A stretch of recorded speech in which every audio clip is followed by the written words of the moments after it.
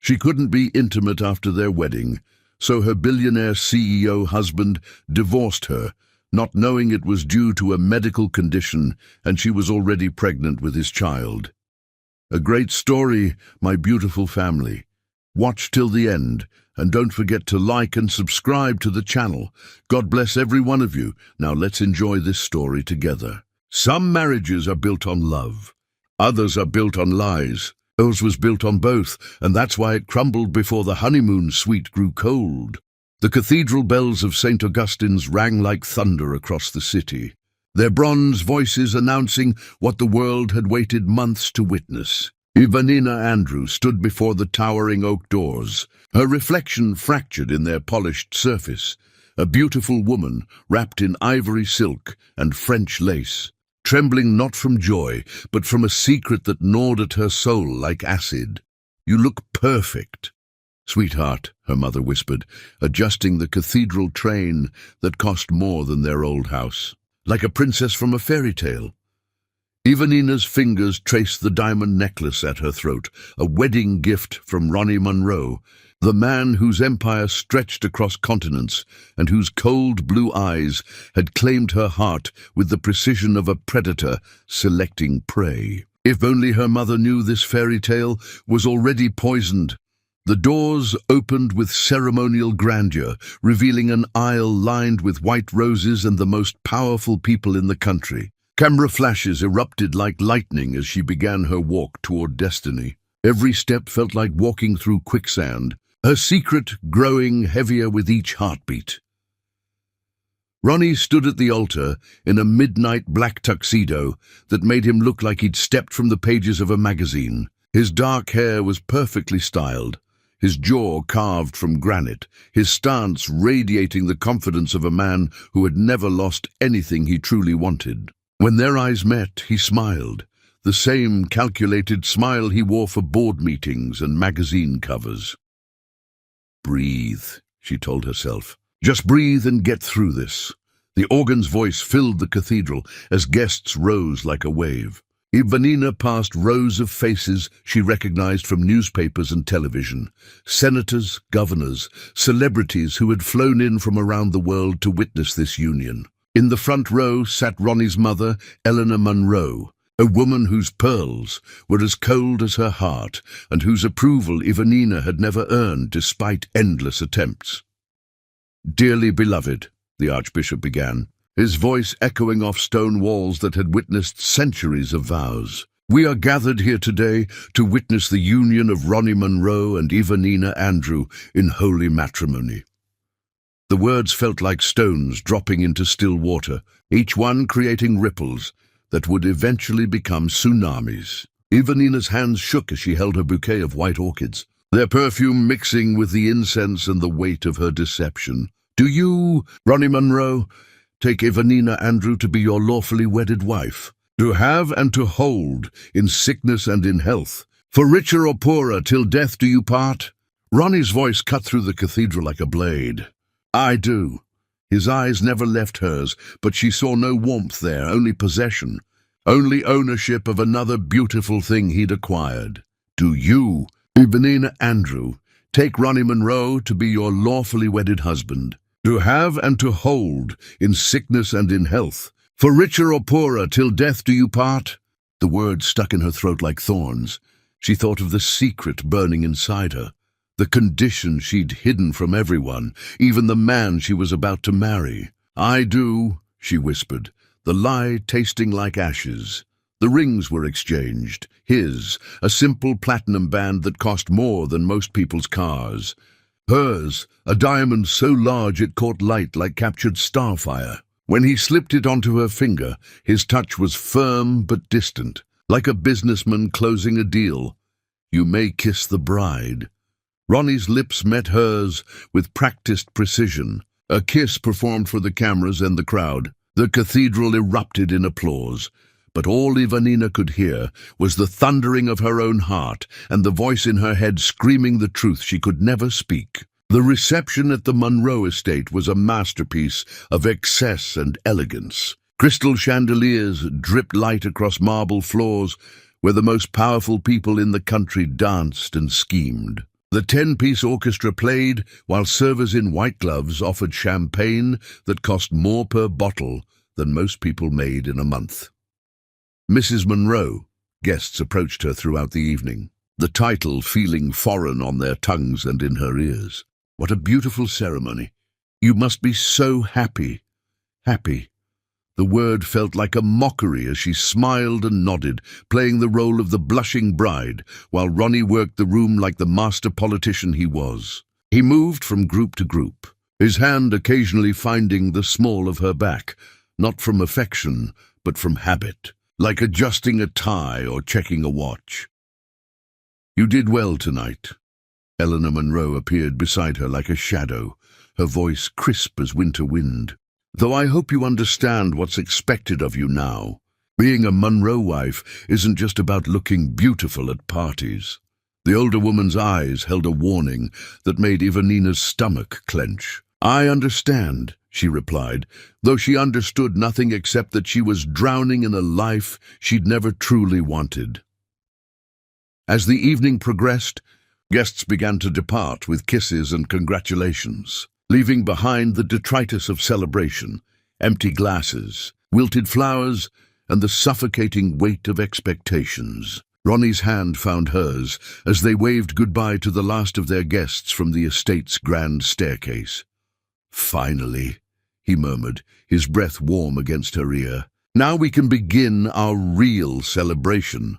The elevator ride to the penthouse suite felt like ascending to her execution. Ronnie stood beside her, loosening his tie with one hand while scrolling through his phone with the other, already multitasking even on their wedding night. The champagne from dinner sat heavy in her stomach, mixing with nerves that felt like live wires under her skin.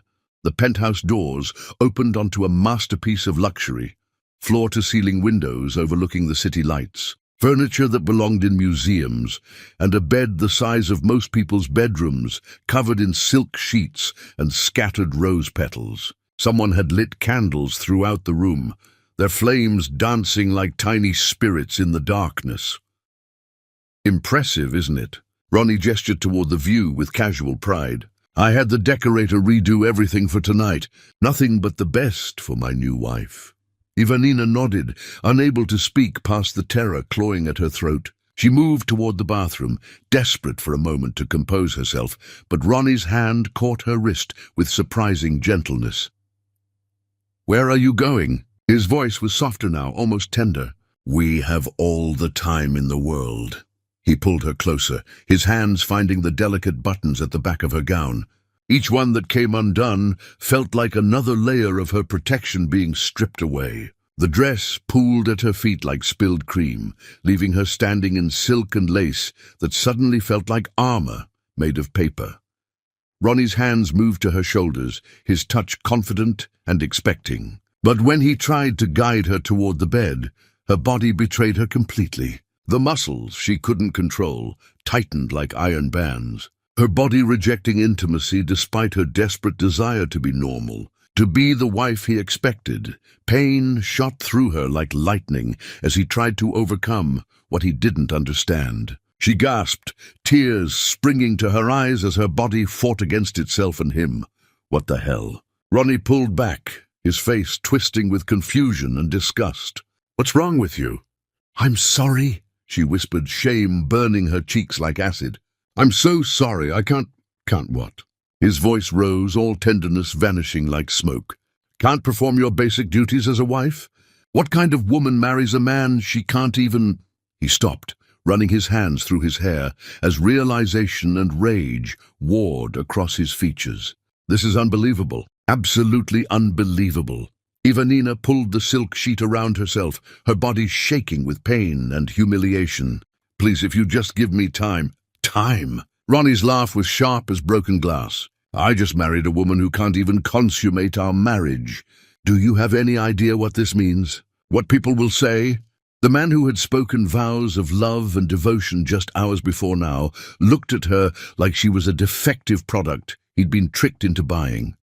In his eyes she saw her future, not as a cherished wife, but as a beautiful failure who had dared to deceive him. as he stormed from the room. Slamming the door behind him with enough force to rattle the windows, Ivanina collapsed onto the silk sheets. Her wedding dress crumpled on the floor like a fallen angel's wings. She had no idea that in her womb a new life was already beginning, a secret that would change everything. Chapter 2. Public Humiliation. They say shame is a poison that kills slowly. I learned it can also kill a marriage faster than adultery ever could. The morning after her wedding dawned grey and merciless, sunlight filtering through the penthouse windows like accusations. Ivanina woke alone in the massive bed, silk sheets twisted around her like bonds, her wedding dress still crumpled on the marble floor where it had fallen like a broken promise.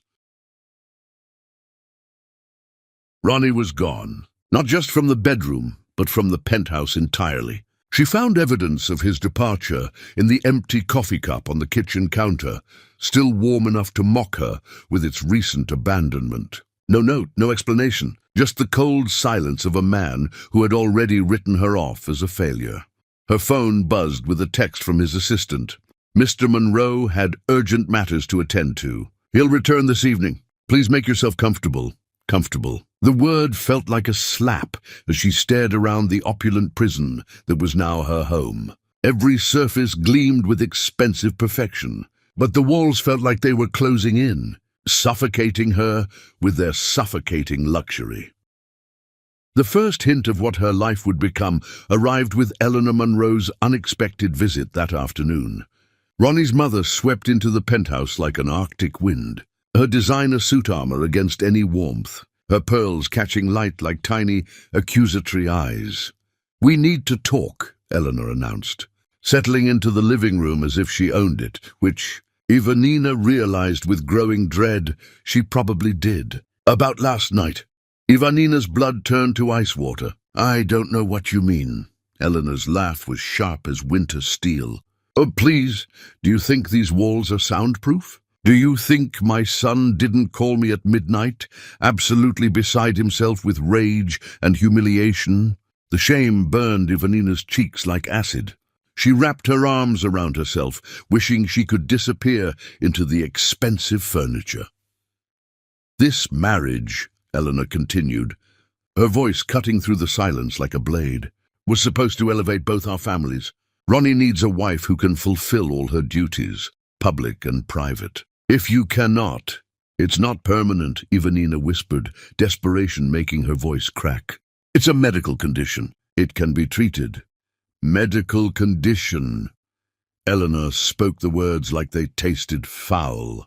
How very convenient to discover this after the wedding. One might almost think it was deliberate deception. The accusation hit like a physical blow. "I would never..." "Wouldn't you?" Eleanor's eyes were chips of blue ice. "A girl from your background suddenly elevated to unimaginable wealth and status. Some might consider it the perfect trap. A marriage that cannot be consummated, cannot be questioned, and cannot be escaped without making the man look like a monster." Ivanina's hands shook as the full weight of Eleanor's words settled over her. This woman, this family, they saw her not as a daughter-in-law but as a con artist. A gold digger who had somehow tricked their precious son into marriage. "I love him," she said quietly, though the words felt hollow even to her own ears. Love. Eleanor's smile was colder than winter dawn. "How quaint. Love doesn't build empires, dear. Love doesn't maintain dynasties. Love certainly doesn't excuse a wife who cannot perform the most basic functions of marriage." That evening, Ronnie returned home like a storm front, all dark energy and barely contained fury. He moved through the penthouse without acknowledging her presence, pouring himself 3 fingers of bourbon and drinking it like medicine. "We have the charity gala tomorrow night," he said finally, his voice flat and distant. "The one for children's hospitals. It's been planned for months, and cancelling would raise questions." "Of course," Ivanina replied, relief flooding through her that he was at least speaking to her. "I'll be ready." He turned then, his eyes meeting hers for the first time since their wedding night. What she saw there made her blood freeze. Not anger anymore, but something far worse. Indifference. The look a man gives to broken furniture, he's deciding whether to repair or replace. "You'll smile," he continued, his voice clinical as a surgeon's knife. "You'll play the happy bride. You'll give the perfect performance of a woman madly in love with her new husband. And when we get home, you'll sleep in the guest room until you figure out how to fix whatever's wrong with you." The charity gala the following evening was a masterpiece of orchestrated torture. Ivanina spent hours preparing, choosing a midnight blue gown that made her skin glow like burnished gold, styling her hair into an elegant updo that showcased the diamond earrings Ronnie had given her for their engagement. She looked perfect, a beautiful accessory for a powerful man. The ballroom of the Grand Metropolitan Hotel glittered with crystal and candlelight, filled with the city's elite sipping champagne and writing checks with casual generosity. Ivanina smiled until her face ached, accepting congratulations on her marriage with gracious words that felt like glass in her throat. The happy couple. Senator Richardson approached them with his wife, both beaming with political warmth. "How wonderful to see you both glowing with newlywed bliss." Ronnie's arm tightened around Ivanina's waist, not affectionately, but like a reminder, a warning. "We're incredibly happy," he replied smoothly, his public mask perfect and impenetrable. "Aren't we, darling?" "Incredibly," Ivanina echoed, the lie sitting in her stomach like lead. But as the evening progressed, she began to notice things that made her skin crawl with dread. The way Ronnie's eyes followed a tall, stunning woman across the room, a model with platinum blonde hair and legs that seemed to go on forever. The way he excused himself for increasingly long periods, always returning with that same distant expression. The woman was Gera Ambris, a model whose face graced magazine covers and whose presence commanded attention wherever she went. She moved through the crowd like liquid silver, her laugh floating across the ballroom like music, her beauty the kind that made other women feel invisible by comparison. When Ronnie introduced them, Gera's handshake was firm and her smile dazzling. "Congratulations on your marriage," she said, her voice honey over steel. "Ronnie's told me so much about you." The words were perfectly appropriate, but something in her tone made Ivanina's skin prickle with unease. There was a familiarity there, an intimacy that suggested conversations Ivanina knew nothing about. "How do you two know each other?" Ivanina asked, trying to keep her voice light despite the growing knot in her stomach. "Gera's been modeling for our lifestyle magazine campaign," Ronnie replied smoothly. "She's going to be the face of our luxury resort division." It was a perfectly reasonable explanation. But the way his eyes lingered on Gera's face, the way his voice softened when he spoke her name, made Ivanina feel like she was watching her marriage crumble in real time. The breaking point came during the silent auction. Ivanina stood alone by the bidding table, Ronnie having disappeared again, when she heard voices from behind a marble pillar, his voice, and Gera's, intimate and low. "You can't keep doing this," Gera was saying, her voice concerned but familiar. "Eventually someone will notice." "Notice what?" Ronnie's voice was different than Ivanina had ever heard it, warm, almost vulnerable. "That I'm miserable in my own marriage. That I made the biggest mistake of my life walking down that aisle." Ivanina's heart stopped beating, her breath freezing in her lungs. "She seems nice enough," Gera replied, though her tone suggested she didn't really believe it. "Nice!" Ronnie's laugh was bitter as poison. "She's beautiful, I'll give her that. But beauty means nothing when a woman can't even function as a wife. When she can't..." His voice dropped too low to hear, but Ivanina didn't need to hear the words to understand their meaning. She fled to the ladies' room, her vision blurring with tears she refused to let fall in public. In the mirror, she saw a woman dressed like a princess but dying inside, a beautiful shell with nothing but emptiness within. When she returned to the ballroom, the sight that greeted her was like a knife to the heart. Ronnie and Gera stood together by the champagne fountain, his hand resting on her lower back in a gesture that was unmistakably intimate. Jera was laughing at something he'd said, her head thrown back in genuine delight, and Ronnie was looking at her like she was the most fascinating woman in the world, like he had never looked at Ivanina. The rest of the evening passed in a blur of forced smiles and dying dreams. Ivanina played her part perfectly, the devoted wife, while watching her husband fall in love with another woman in front of 500 witnesses. When Gera left early, Ronnie's mood darkened noticeably, his attention to Ivanina becoming even more mechanical and distant. The drive home was silent, except for the whisper of expensive tires on wet pavement. Ronnie stared out his window at the city lights, his profile sharp as a blade in the darkness. When they reached the penthouse, he headed straight for his study without a word. Ivanina stood alone in the living room, still wearing her beautiful gown, surrounded by luxury that felt like a mausoleum. Through the floor-to-ceiling windows, the city sparkled like scattered diamonds, beautiful and cold and utterly unreachable. Her phone buzzed with a text from a number she didn't recognize. "Saw you at the gala tonight." Some advice from one woman to another: when a man stops seeing you, it's time to start seeing yourself clearly. A friend. As she stared at the message, Ivanina realized with crystal clarity that her marriage wasn't just broken, it was already over. The only question now was whether she would save herself before he destroyed her completely. Chapter 3. The Secret and the Shock. Sometimes life gives you two miracles and one catastrophe all in the same breath, and you have to decide which one will define you. The morning after the charity gala, Ivanina woke with a decision crystallizing in her mind like ice forming on glass. She could continue living this beautiful lie, watching her husband fall in love with another woman while she withered away in their golden cage, or she could finally seek the help she should have gotten years ago. The mysterious text from the night before still glowed on her phone. When a man stops seeing you, it's time to start seeing yourself clearly. Those words had circled through her mind like a prayer or perhaps a battle cry. Today, she would choose herself.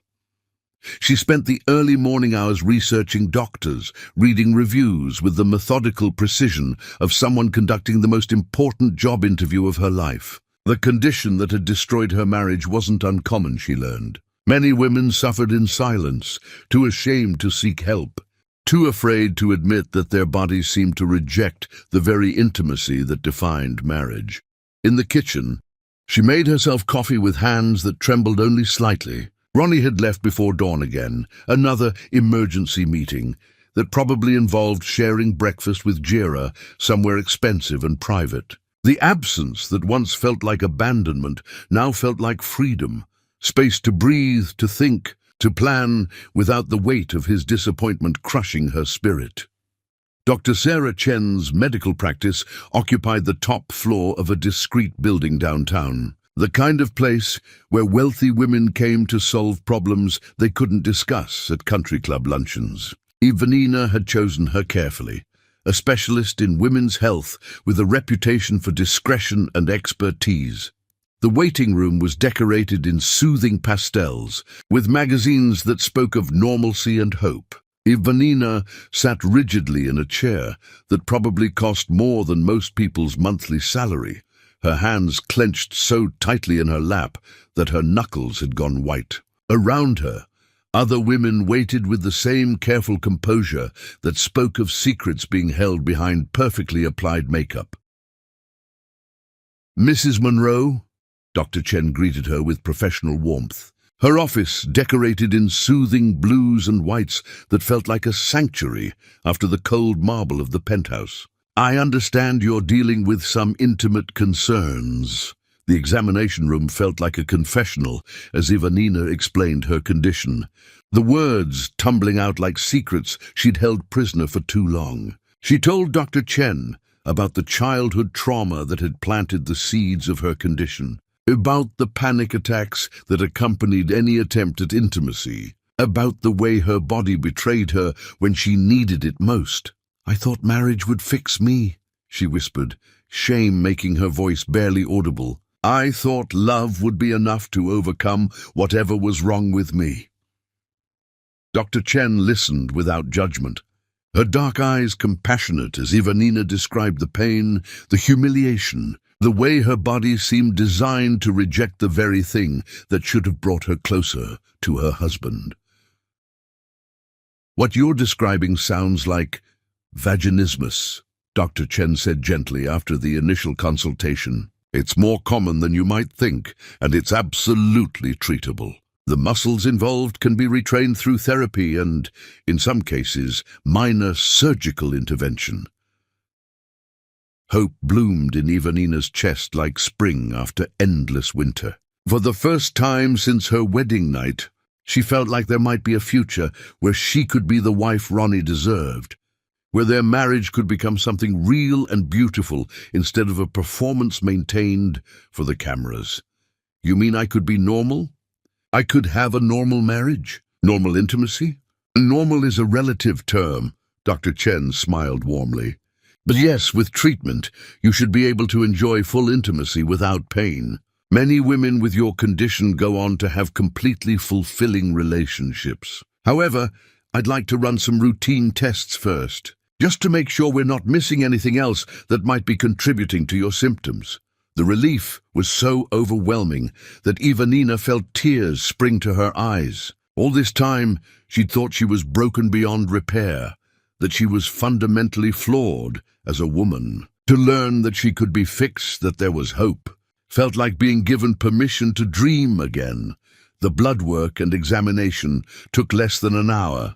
But as Ivanina waited in the consultation room afterward, time seemed to stretch like taffy. Through the window, she could see the city spreading out below, millions of people living their lives, while hers hung in the balance of test results. When Dr. Chen returned, her expression was carefully neutral, the kind of look medical professionals practiced for delivering unexpected news. She carried a manila folder that seemed to contain Ivanina's entire future. "Well," Dr. Chen said, settling behind her desk with deliberate calm, "I have some interesting results to discuss."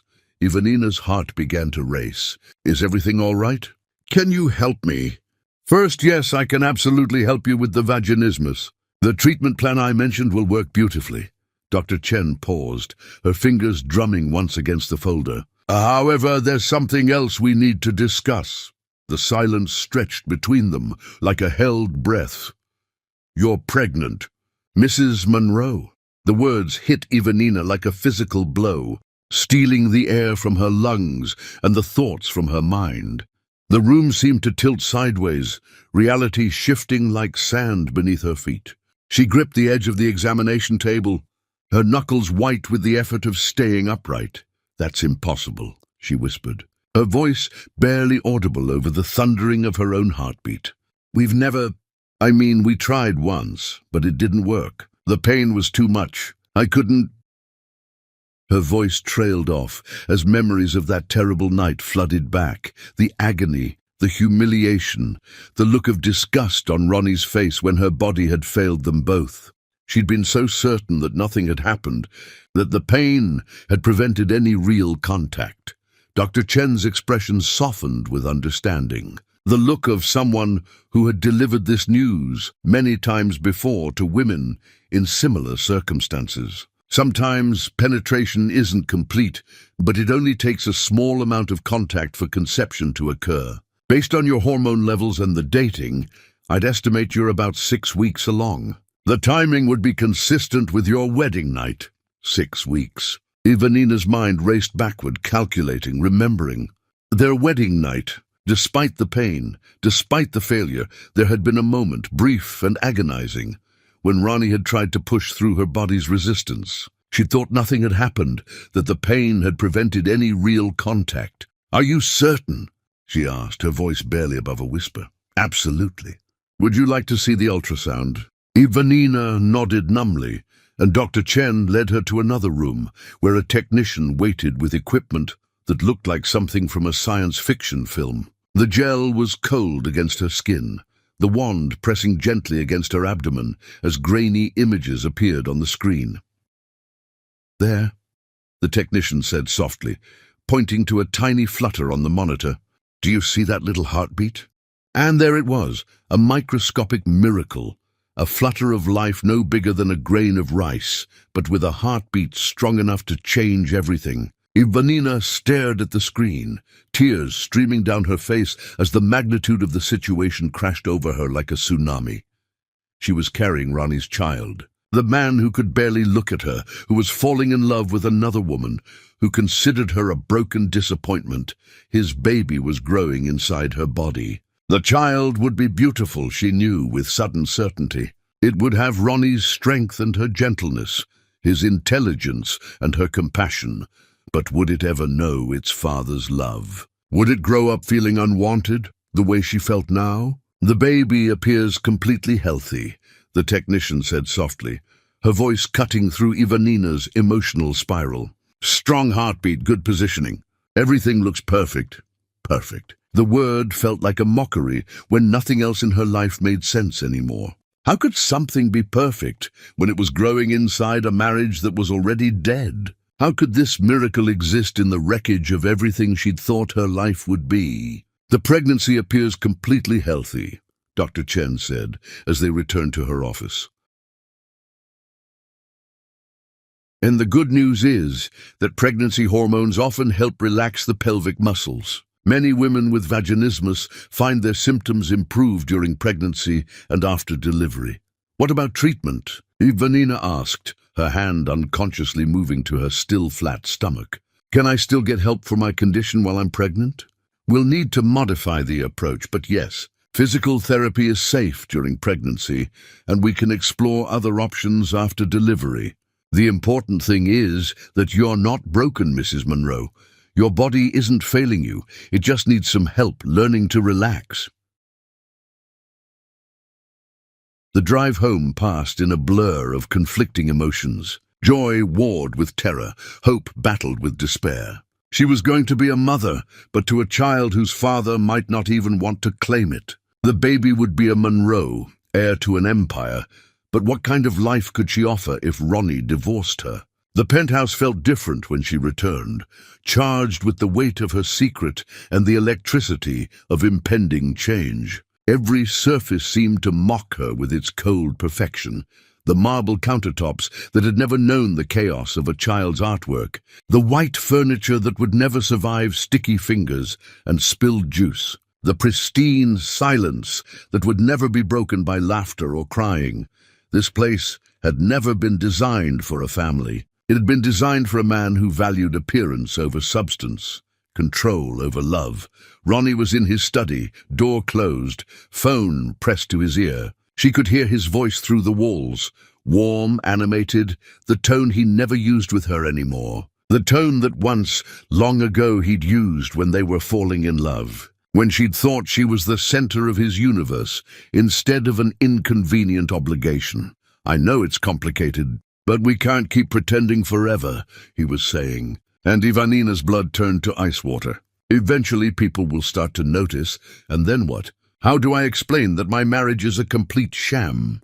She crept closer to the door, her heart hammering against her ribs, one hand unconsciously moving to rest on her still flat stomach where their baby grew in secret. The whole situation is a disaster, Ronnie continued, frustration evident in his voice. I married a woman I can't even touch, and now everyone's watching, waiting to see if we're really happy. How long can I keep up this charade? The words were daggers to her heart, but what came next was even worse. I should have listened to my instincts and called off the wedding. Now I'm trapped in a marriage that's a joke, with a woman who can't even function as a wife. Ivanina pressed her hand to her mouth to stifle a sob. The baby, their baby, was already unwanted, already a complication in Ronnie's perfectly ordered life. No, I know. Ronnie's voice dropped to a whisper. But what choice do I have? Divorce her immediately and look like a monster. Stay married to someone I can't stand to touch. There's no good option here. She fled to the guest bedroom, the words echoing in her head like gunshots. In the mirror, she saw a woman carrying a secret that could save or destroy everything, and she had no idea which it would be. That night, she lay in the narrow guest bed, Her hand pressed to her stomach, where a miracle grew in the darkness. The baby would be beautiful, she knew, a perfect blend of her warmth and Ronnie's strength. But would that child ever know its father's love, or would it grow up feeling unwanted, like she did now? She thought about telling him, about walking into his study and announcing that she was carrying his child. Would his face light up with joy? Would he suddenly see her as more than a broken wife who couldn't perform her duties? Or would he see the baby as another trap, another complication in a life that was already too messy for his tastes? The questions tormented her through the long hours of darkness, but by morning she had her answer. Ronnie had made his feelings clear. She was a burden, a disappointment, a mistake he regretted making. If she told him about the baby now, he might stay out of obligation, might play the role of devoted father for the cameras, while resenting her privately for trapping him in a marriage he wanted to escape. Their child deserved better than that. Deserved better than a father who stayed only because he had to, who saw the baby as another chain binding him to a woman he couldn't love. The next morning brought the final blow. Ivanina woke to find legal documents on the kitchen counter, their formal language cold as winter stone. Divorce papers. Ronnie had moved fast, his lawyers drawing up papers that would dissolve their marriage with surgical precision. The settlement was insulting, a fraction of what she could claim, but still more money than she'd ever seen. It was clearly designed to be accepted quickly, quietly, without lawyers or lengthy proceedings. A clean break for a man in a hurry to start over. Ronnie appeared in the kitchen doorway, already dressed for the office, his face a mask of professional detachment. "I think this is best for both of us," he said, his voice flat and final. "My lawyers have been generous with the settlement. You'll never have to worry about money again." Ivanina stared at the papers, her hands shaking. This was the moment to tell him about the baby, about her condition, about everything. But the words from last night echoed in her memory. "I married a woman I can't even touch.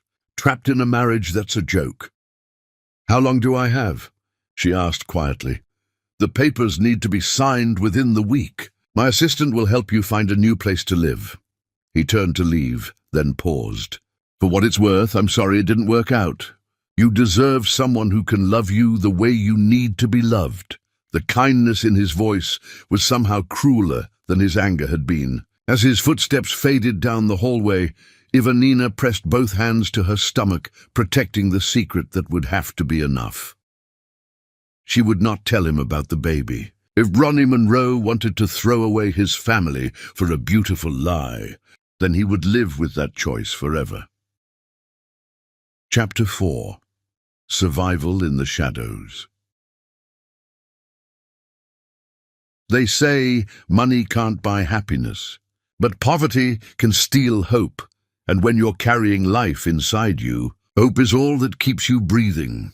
The apartment Ivanina found was a study in sharp contrast to her former life, a cramped two-bedroom unit in a building where the elevator wheezed like an old man's lungs, and the hallway carpet bore stains that told stories she didn't want to know. But it was clean, it was hers, and most importantly, it was far enough from Ronnie's world that she could disappear completely.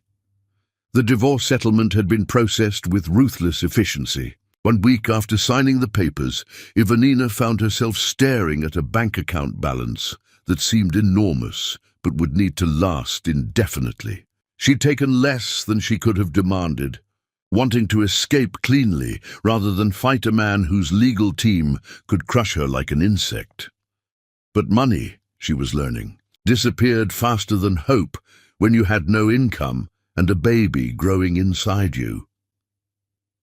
The pregnancy was progressing beautifully. Dr. Chen assured her during her monthly visits. At 10 weeks, the morning sickness had begun in earnest, arriving like clockwork each dawn to remind her that her body no longer belonged entirely to her. She kept crackers by the bed and learned to move slowly, carefully, like someone carrying precious cargo, which she supposed she was.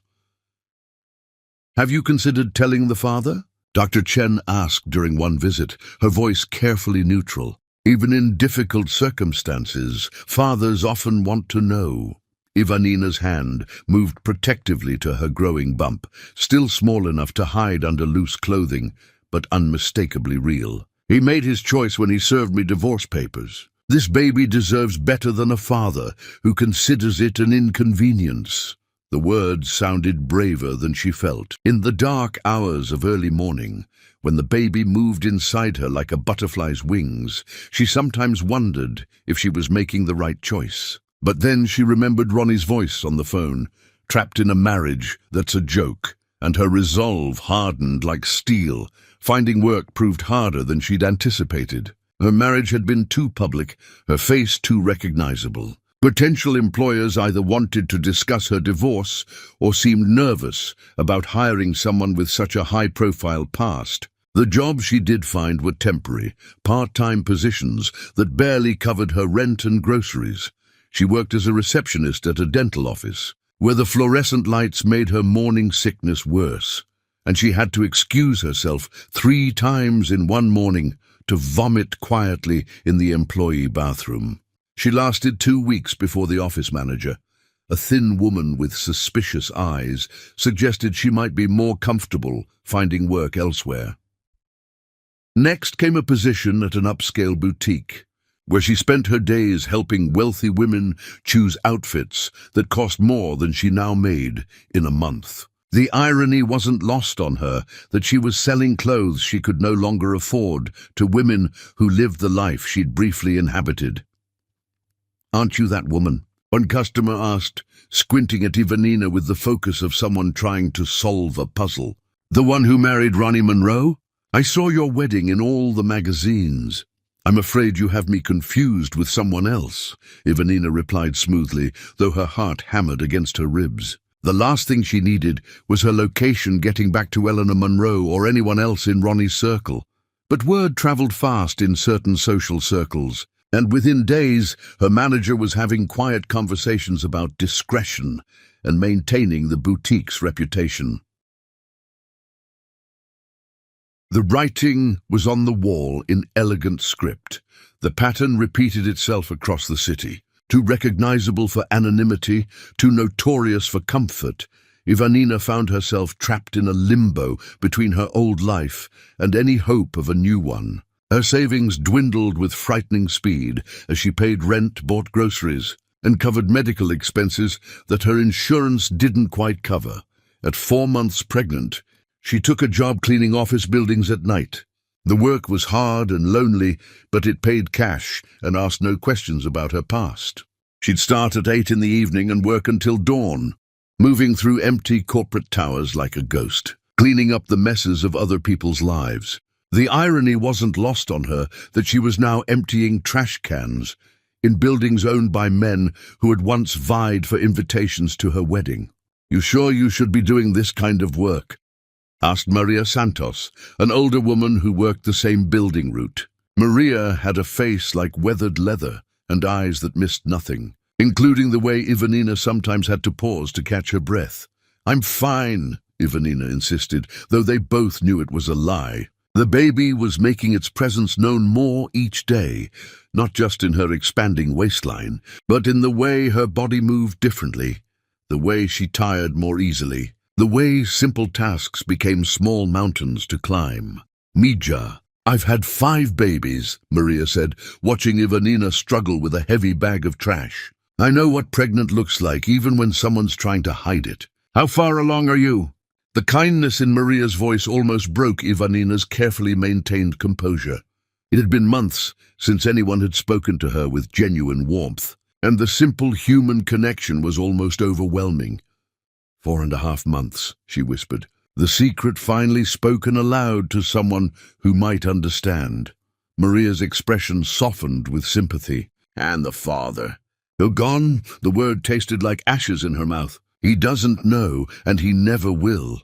From that night forward, Maria became her unlikely guardian angel. The older woman quietly helped with the heavier tasks, made sure Ivanina took breaks, and shared homemade sandwiches that tasted better than any meal she'd eaten at 5-star restaurants.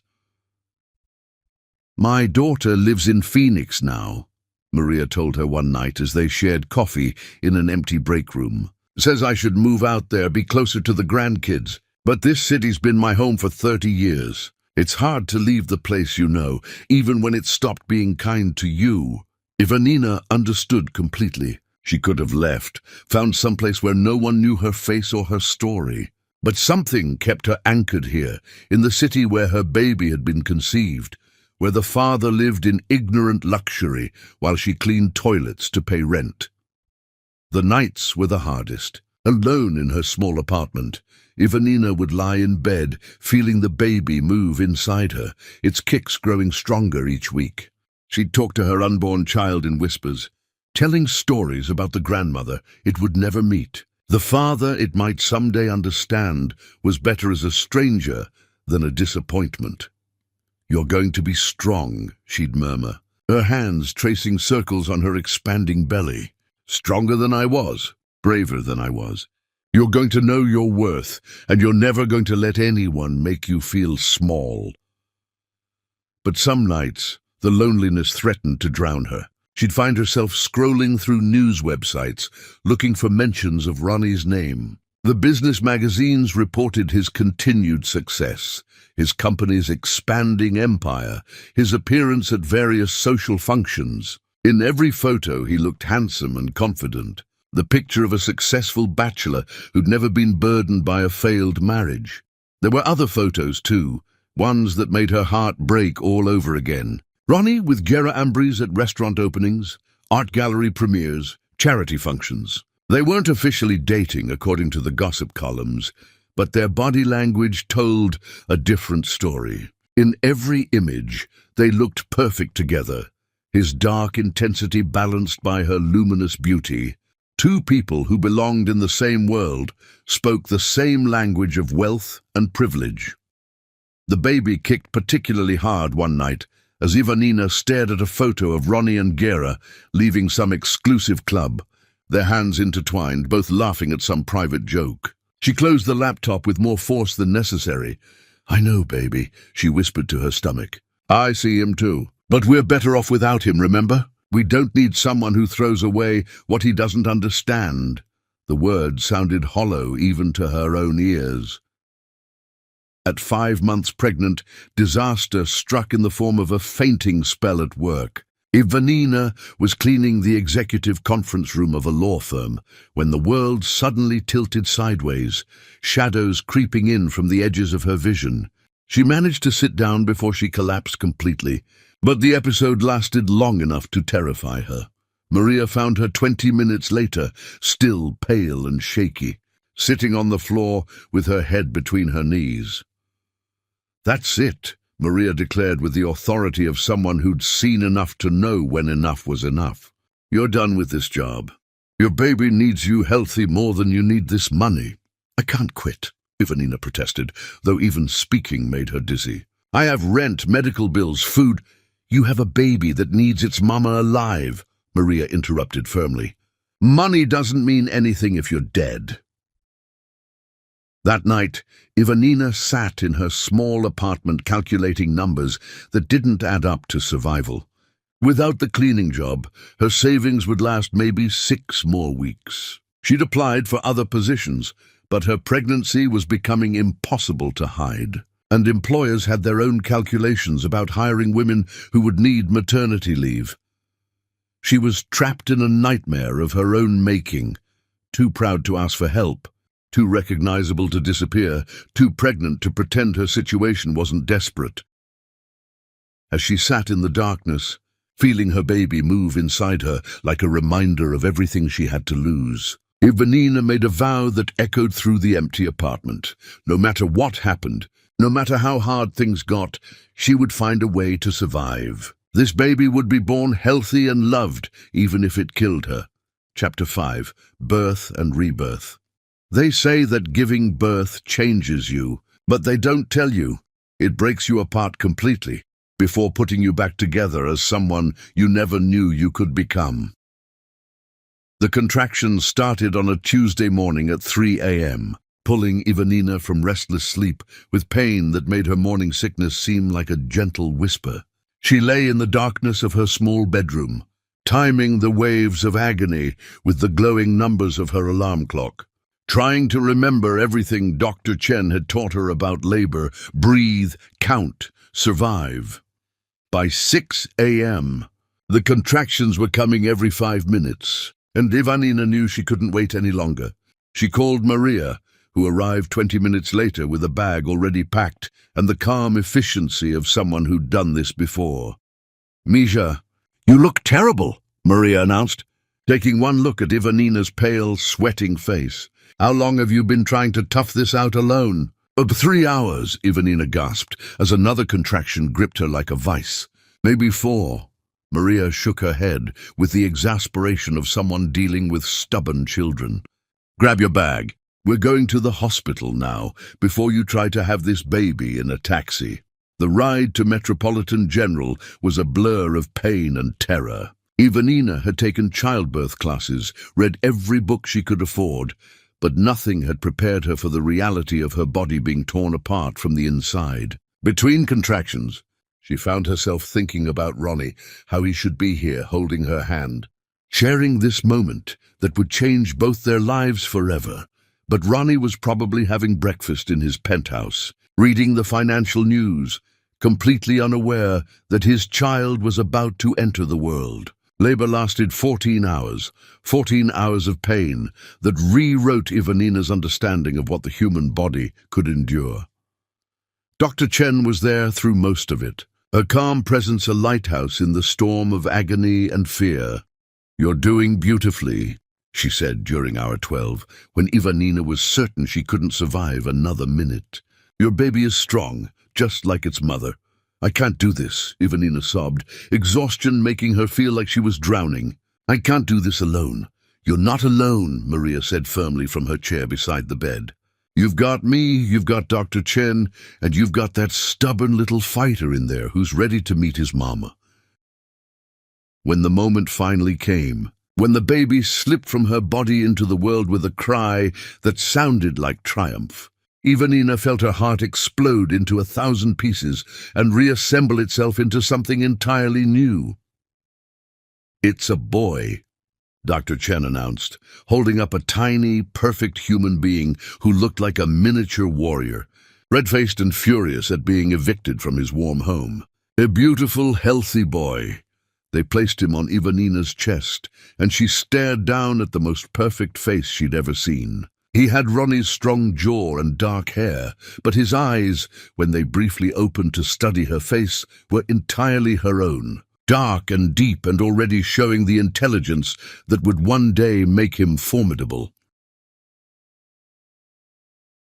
"Hello, baby," she whispered, tears streaming down her face as she touched his tiny fingers, counted his perfect toes. "I'm your mama, and I love you more than the whole world." The baby settled against her chest as if he'd been waiting his whole short life for exactly this moment. His breathing was steady and strong, his grip surprisingly firm when his tiny fist closed around her finger. "Have you chosen a name?" Dr. Chen asked softly, not wanting to disturb the profound moment between mother and child. Ivanina had thought about names for months, rejecting anything that sounded too much like Ronnie. Too connected to a man who would never know his son existed. She wanted something strong, something that would remind her baby that he was worthy of love and respect from the very beginning. "Julian," she said finally. "Julian Andrew, Julian." The name felt right on her tongue, felt like hope and determination and all the love she had to give this perfect little person who had chosen her to be his mother. The recovery wasn't easy. Ivanina's body ached in ways she'd never imagined possible, and the sleep deprivation from Julian's feeding schedule made everything feel like she was living underwater. But there was something magical about the way he looked at her, the way his face would brighten when she spoke to him, the way he seemed to recognize her voice from all those months she'd talked to him through her skin. Maria proved to be a lifesaver in those first weeks, arriving with homemade meals and practical advice whenever Ivanina felt like she was drowning. "Babies can sense when you're scared," Maria told her one evening as she helped fold tiny clothes that seemed impossibly small. This little one needs to know his mama is strong, that she can take care of him no matter what the world throws at them. But what if I can't? Ivanina asked, exhaustion making her voice crack. What if I'm not strong enough to give him everything he deserves? Maria looked at her with eyes that had seen decades of struggle and survival. Mija, you've been through hell and came out holding a miracle. If that's not strong enough, I don't know what is. The words became Ivanina's daily mantra as she navigated the overwhelming reality of single motherhood. When Julian cried for hours with colic and she felt like crying too, she reminded herself that she was strong enough. When the bills piled up and her savings dwindled to almost nothing, she told herself she would find a way. When the loneliness threatened to swallow her whole, she looked at her son's perfect face and knew that some things were worth any sacrifice. Meanwhile, the outside world continued spinning without them. Through social media and news websites, Ivanina watched Ronnie's life unfold like a movie she'd once starred in but could no longer access. His relationship with Gera was progressing exactly as everyone expected. Beautiful, public, perfect. The gossip columns speculated about engagement rings and wedding plans. Business magazines featured them as the power couple of the social season. In every photo, Ronnie looked happier than Ivanina had ever seen him, his smile genuine in a way it had never been with her. Good, she told Julian one night as she fed him, her voice fierce with protective love. We don't need someone who can only be happy when he's throwing away what he already had. We're going to build something better, just you and me. But building something better required resources she didn't have. At 2 months postpartum, Ivanina's savings were nearly exhausted. She'd applied for assistance programs, but the bureaucratic maze was designed to discourage rather than help. Her divorce settlement, which had seemed generous initially, was disappearing with frightening speed. The solution came from an unexpected source, her own determination to never be helpless again. Late one night, while Julian slept in his crib, Ivanina sat at her laptop researching online opportunities. She'd always been good with people, good at understanding what they needed and how to provide it. During her brief marriage, she'd often helped Ronnie with social situations, reading people and situations with an intuition that impressed even his seasoned advisors, maybe. It was time to use those skills for herself. She started small, offering virtual assistant services to small business owners who needed help with customer service and social media management. The work paid little initially, but it was something she could do from home while caring for Julian. Her first client was a struggling bakery owner who needed help managing online orders. Within a month, Ivanina had streamlined their system and doubled their social media engagement. Word spread, and soon she had 3 clients, then 5, then 10. You have a gift for this, her bakery client told her during a video call. You understand what people want before they even know they want it. As Julian grew from a newborn into a baby who smiled and laughed and reached for everything within his grasp, Ivanina found herself changing too. The desperate, broken woman who'd signed those divorce papers was disappearing, replaced by someone harder, more focused, more determined. She studied business principles during Julian's naps, learned about marketing and customer psychology and the digital tools that could level playing fields between small entrepreneurs and established corporations. Every skill she developed, every client she gained, every small success was a building block in the fortress she was constructing around herself and her son. One evening, as she worked on a particularly challenging project while Julian played contentedly on his blanket, Ivanina caught sight of herself in the reflection of her laptop screen. The woman looking back at her was different. Stronger jawline, more confident posture. Eyes that held steel instead of tears. She was becoming someone Ronnie had never known existed. Someone who could take care of herself and her child without needing anyone's permission or approval. The transformation wasn't complete yet, but the foundation was solid. And every day, as Julian grew bigger and stronger and more beautiful, Ivanina felt her own power growing too. Soon, She would be ready to step back into the world that had discarded her, not as the broken woman who'd left, but as someone entirely new. Chapter 6. The Rising Phoenix. They say success is the best revenge, but I learned it's actually the best armor, protecting you from ever being that vulnerable again.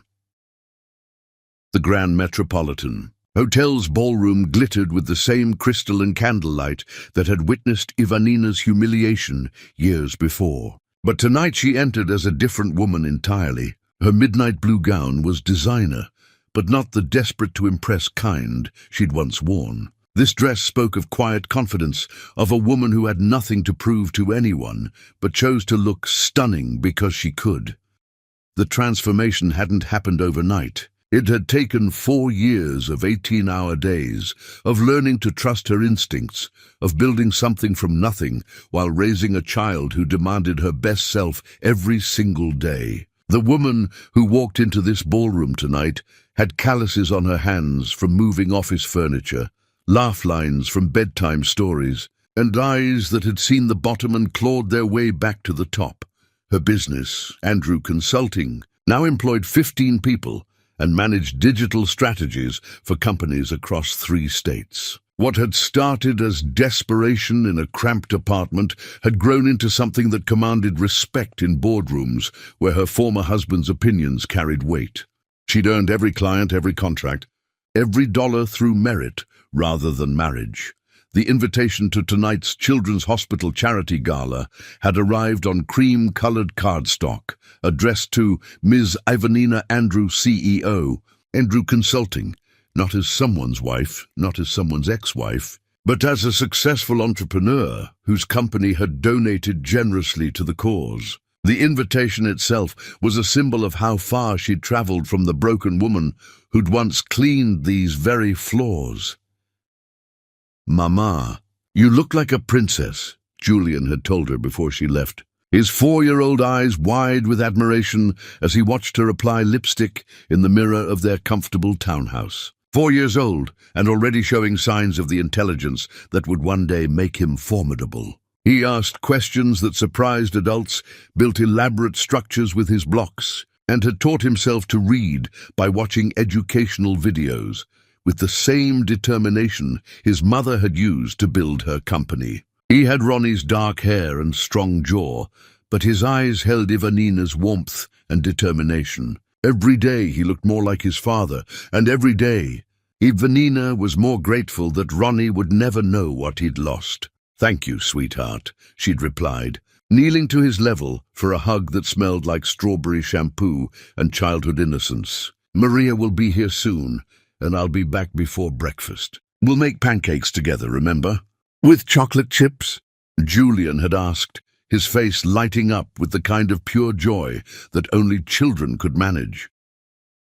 "With chocolate chips," she'd confirmed, kissing his forehead and marveling at how this perfect little person had grown from the darkest period of her life. The townhouse they lived in now was a universe, away from both the penthouse, where she'd been miserable, and the cramped apartment where she'd struggled.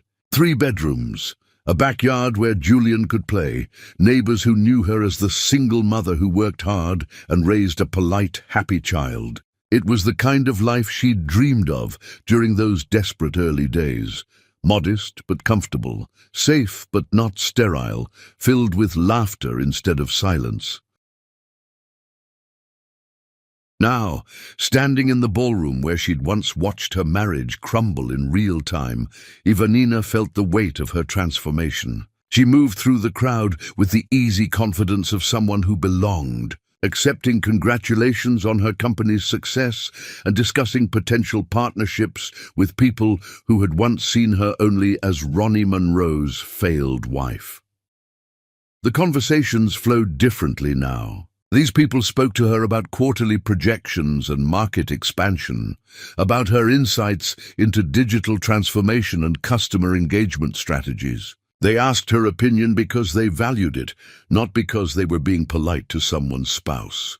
"Ivanina Andrew," Senator Richardson approached with his wife, both beaming with genuine warmth. "I heard about your consulting firm's latest acquisition. Impressive work. My chief of staff has been singing your praises ever since you helped streamline our communication systems. Thank you, Senator, she replied, accepting his handshake with the firm grip she'd learned commanded respect in a world that respected little else. We're excited about expanding into new markets. There's so much potential for organizations to better connect with the people they serve. The conversation flowed naturally, professionally, with none of the awkward sympathy she'd expected. To these people, she was no longer the woman who'd been publicly humiliated and divorced. She was a successful entrepreneur worth knowing, worth courting for future opportunities. The transformation was complete. She'd rebuilt herself from the ashes of her old life into something stronger, more valuable, more authentic than she'd ever been as Ronnie's wife. It was liberating and terrifying in equal measure. She was discussing a potential partnership with the hospital's board chairman when she felt the shift in the room's energy. The subtle change that happened when true power entered a space. Conversations quieted slightly. Heads turned with casual interest, and Ivanina knew without looking that Ronnie Monroe had arrived. 4 years. 4 years since she'd seen him in person, though his face still appeared regularly in business magazines and society pages. She'd prepared for this moment, rehearsed it in her mind until she could face him, with the cool professionalism she'd use with any other business acquaintance, but nothing could have prepared her for the reality of seeing him again while holding their son's hand. Julian had insisted on coming with her to the hotel lobby to see the fancy lights, and Maria had agreed to bring him down for a few minutes before taking him home. He stood beside Ivanina now, his small hand warm in hers, his dark eyes wide with wonder at the opulent surroundings. This place is like a castle. Mama, he whispered, his voice carrying the awe that only children could manage. Are there princes and princesses here? Something like that, she agreed, trying to keep her voice steady as she watched Ronnie move through the crowd 20 feet away. Though the real magic happens when good people use their resources to help children who need medical care. Like the kids at the hospital where you volunteer? Julian asked, his young mind making connections that sometimes surprised her with their sophistication. Exactly like that.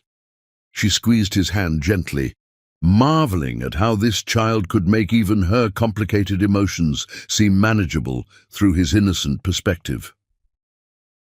He looked older, more distinguished, his temples touched with silver that made him even more devastatingly handsome than she remembered. The years had been kind to him in ways they'd been hard on her initially. He'd aged like expensive wine while she'd been forged in fire. Beside him walked Gera Ambrise, still stunning, but with the polished perfection of someone who worked very hard to maintain appearances. They moved together like a practice team, his hand on her lower back, guiding her through the crowd of admirers and business associates. Ivanina's heart hammered against her ribs, but not with the old pain. This was something different, the alertness of a predator recognizing another predator in its territory. She was no longer the broken woman who'd fled from this man. She was someone who could stand her ground, who had built something valuable, who didn't need anyone's permission to exist in this space. Mama, Julian tugged on her hand, his young face concerned. Are you okay? You look funny. She forced herself to breathe, to smile, to remember that she was no longer the woman who could be destroyed by this man's presence. I'm fine, sweetheart, just thinking about work. But Julian's attention had already moved on, his 4-year-old curiosity captured by something more interesting than his mother's momentary distress. He was staring across the lobby with the intense focus children reserved for things that genuinely puzzled them. That man looks like me, he said suddenly, his voice carrying the clear observation of someone too young to understand the implications of what he was seeing. Ivanina's blood turned to ice water. Following Julian's gaze, she saw that he was staring directly at Ronnie, who had paused in his conversation to search for something in his jacket pocket. The resemblance was unmistakable when you knew to look for it, The same strong jawline, the same way of holding his head, the same dark hair that fell across the forehead in an identical pattern. People sometimes look alike. "Baby," she said quickly, trying to steer Julian toward the elevator. "Like how you and your friend Marcus both have brown eyes." But it was too late. Ronnie had looked up from his phone, his gaze scanning the lobby with the efficiency of someone accustomed to being watched. His eyes passed over them once, dismissively, then snapped back with the force of recognition and shock. Time seemed to freeze as they stared at each other across 20 feet of marble floor and 4 years of silence. Ronnie's face went through a series of expressions: surprise, confusion, recognition, and finally a dawning understanding that made his skin pale beneath his expensive tan. His eyes moved from Ivanina to Julian, taking in the child's face with the analytical intensity he usually reserved for business deals. She watched as the pieces fell into place in his mind, watched as he calculated dates and possibilities, and arrived at the only conclusion that made sense. "Mama, why is that man staring at us?" Julian asked, his voice cutting through the frozen moment with childish directness. The question seemed to break Ronnie from his trance. He took a step forward, his mouth opening as if to speak, but Ivanina moved faster. She scooped Julian into her arms and headed for the elevator, her heels clicking against marble with the rhythm of retreat. "Ivanina!" Ronnie's voice carried across the lobby, professional courtesy barely masking desperate urgency. "Ivanina, wait!" She stabbed the elevator button with more force than necessary. Julian's warm weight in her arms, a reminder of everything she had to protect. The elevator doors opened with merciful speed, and she stepped inside without looking back. "Mama, you're squishing me," Julian protested, though his arms tightened around her neck with instinctive comfort. "Sorry, baby," she whispered, forcing herself to relax her grip. Through the closing elevator doors, she caught a glimpse of Ronnie striding across the lobby, his face set with determination. Jera following behind with obvious confusion. The elevator rose smoothly toward the ballroom, carrying them away from the moment that would change everything. In the polished steel of the elevator walls, Ivanina caught sight of her reflection, no longer the desperate woman who'd once begged for scraps of affection, but someone who commanded respect, who'd built something meaningful from nothing, who'd raised an incredible child without anyone's help. "Are we going back to the party now?" Julian asked, his resilience already reasserting itself the way children's always did. "Yes," Ivanina replied, though her voice sounded strange to her own ears. "But first, Maria's going to take you home so you can have your snack and get ready for bed. Tomorrow, we'll build that fort you've been planning, remember?" Julian's face lit up with excitement, the encounter with the strange man already forgotten in favor of more important things like blanket forts and bedtime stories. His easy happiness was a reminder of everything she'd fought to protect, everything she'd sacrificed to build. She had exactly 5 minutes to compose herself before she would have to face Ronnie again in the ballroom. 5 minutes to transform from the panicked mother protecting her child into the successful businesswoman who could hold her own in any confrontation. The armor she'd built over 4 years of struggle and triumph would serve her well now. When the elevator doors opened onto the glittering ballroom, Ivanina Andrews stepped out as someone who had never run from anything in her life. Behind her mask of professional composure, her mind was already calculating strategies, preparing defenses, and readying weapons for the war she knew was about to begin. Julian was safe with Maria, her company was thriving, and she'd proven to herself and the world that she was stronger than the circumstances that had tried to break her. Everything else, Ronnie's shock, his questions, his desperate attempts to claim what he'd thrown away, those were problems for the woman she'd become to handle. And the woman she'd become was no longer someone who could be intimidated, manipulated, or destroyed by a man who had thrown away everything beautiful in his life. Chapter 7. The Pursuit Begins. Some men spend their lives chasing ghosts. Others discover that what they're really chasing is the chance to undo the worst decision they ever made. Ronnie Monroe stood in his penthouse office, staring out at the city lights that had once represented his empire, his success, his carefully ordered world. Now they looked like accusatory eyes, each one a witness to the magnitude of his failure as a man. 48 hours had passed since he'd seen his son for the first time. His son, the words still felt impossible, even as the evidence burned through his memory with crystal clarity. The boy's face was his own from childhood photographs, down to the stubborn cowlick and the way he held his head when curious about something. There was no question, no room for doubt or denial. Ivanina had been pregnant when he divorced her, had been carrying his child while he served her papers and pushed her out of his life with cruel efficiency, had given birth alone, raised their son alone, built a new life alone while he played house with a woman who meant nothing to him. "You've been staring out that window for 20 minutes. Jera's voice cut through his thoughts like fingernails on glass. She stood in the doorway of his office, perfectly dressed as always, her beauty maintained with the precision of expensive machinery. "I'm thinking," he replied without turning around, "about her." It wasn't a question. Jera had been present for the scene in the hotel lobby, had watched him chase after a woman and child with desperation that must have been humiliating for her to witness. Yes. The simple admission hung between them like a sword. In the window's reflection, he could see Jera's face cycling through emotions, anger, jealousy, calculation, and finally the cold pragmatism that had always been her strongest suit.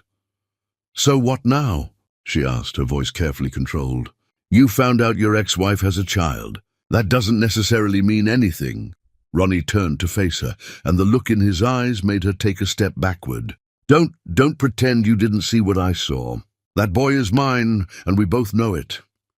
The silence stretched between them, heavy with implications neither wanted to voice. Their relationship had been built on mutual benefit, her beauty and social connections complementing his wealth and power. But it had never been about love, not really, and moments like this stripped away the comfortable pretense they'd maintained.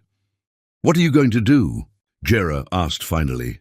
"I'm going to see my son." The first attempt had been direct, professional. Ronnie's lawyers had contacted Ivanina's office, requesting a meeting to discuss matters of mutual concern. The response had come back within hours, politely worded but devastating in its finality. Ms. Andrew had no matters to discuss with Mr. Monroe and would appreciate his respecting her privacy. The second attempt had been personal. Ronnie had gone to her townhouse, a modest but elegant home in a neighborhood that spoke of success without ostentation. He'd stood on the front steps like a salesman, ringing the doorbell repeatedly, until it became clear that no one would answer. Through the window, he'd caught a glimpse of movement, a small face peering around a curtain before quickly disappearing. His son, looking at him with the curious eyes of a child who had no idea he was staring at his father. The knowledge had nearly driven him to his knees right there on the sidewalk. The third attempt had been through intermediaries. He'd had his assistant contact everyone he could think of who might have influence with Ivanina, former mutual acquaintances, business contacts, even the hospital where she'd given birth. Each inquiry had met with the same response. Ms. Andrew was a private person who did not wish to be contacted by Mr. Monroe. It was like trying to scale a wall made of polite refusal and professional courtesy. "This is becoming obsessive," Jera observed one evening as she found him scrolling through social media photos of Ivanina's company events, searching for glimpses of the child who haunted his every waking moment. "And frankly, it's embarrassing." "Then leave," he said without looking up from his laptop screen. "I never asked you to stay and watch." The words were harsh enough to surprise them both. Their relationship had always been built on careful courtesy, mutual respect for each other's ambitions and limitations. He'd never spoken to her with such dismissive cruelty. "Is that what you want?" Jera asked, her voice steady but dangerous. For me to leave? Ronnie finally looked up, seeing her clearly for what felt like the first time in months. She was beautiful, accomplished, everything a man in his position should want, and he felt absolutely nothing for her except the mild irritation of someone being interrupted while working. I think, he said carefully, that we've both known for a while that this isn't going anywhere serious. The conversation that followed was civil, adult, and utterly hollow. They divided their shared social obligations, discussed how to handle the media attention their breakup would inevitably generate, and agreed to remain friends for the sake of their overlapping social circles. When Jera left that night, taking her overnight bag and her collection of jewelry from his safe, Ronnie felt only relief. One obstacle to his obsession had been removed. The real breakthrough came from an unexpected source, Maria Santos, the cleaning woman who had become Ivanina's unlikely guardian angel. Ronnie's private investigator had identified her as someone who might have access, and Ronnie had approached her outside her apartment building with the desperation of a man who had exhausted all other options. Mr. Monroe, Maria had said, her weathered face showing no surprise at seeing him. I wondered when you'd find me. I need to see my son, he'd said without preamble, abandoning any pretense of subtlety. Maria had studied him with eyes that had seen too much of life to be impressed by wealth or power. That boy has a good life, she'd said finally. A mama who loves him, a safe home, people who care about him. Why would you want to mess that up? Because he's my son, Ronnie had replied, the words torn from somewhere deep in his chest.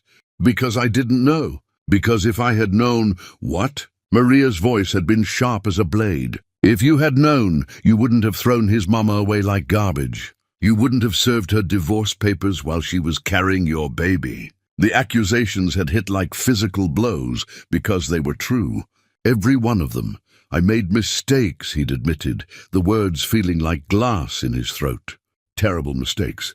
But that doesn't mean I don't have the right to know my child. Maria had been quiet for a long moment, her dark eyes measuring him in ways that made him feel smaller than any boardroom confrontation ever had. Rights, she'd said finally. Funny how men always talk about rights when they want something they threw away.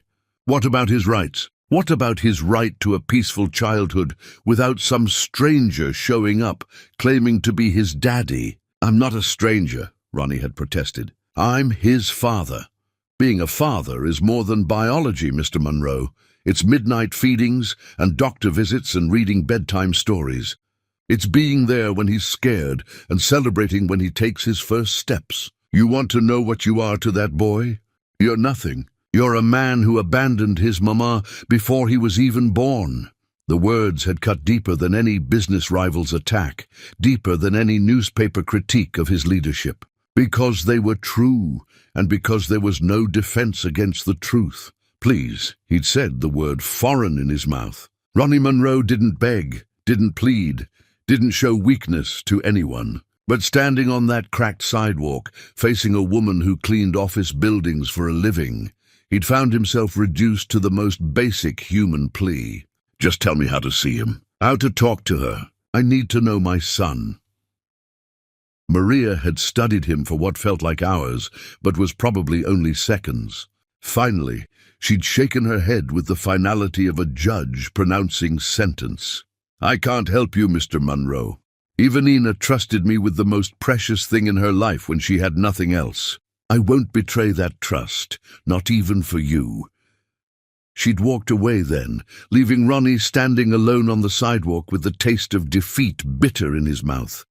But defeat only made him more determined. If he couldn't reach Ivanina through intermediaries, if he couldn't surprise her at home, if he couldn't convince the people who cared about her to help him, then he would have to find another way. He would have to become impossible to ignore.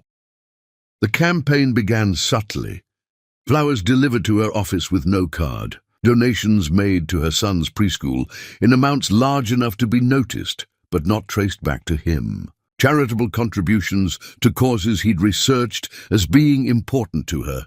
Each gesture was met with silence, but Ronnie persisted with the patience of a man who had built an empire by refusing to accept no as an answer. Then came the moment that changed everything. He was leaving a restaurant downtown when he saw them, Ivanina and Julian, walking hand in hand down the sidewalk, heading toward the Children's Museum. She looked relaxed, happy, wearing jeans and a sweater that made her look like any other mother spending Saturday afternoon with her child.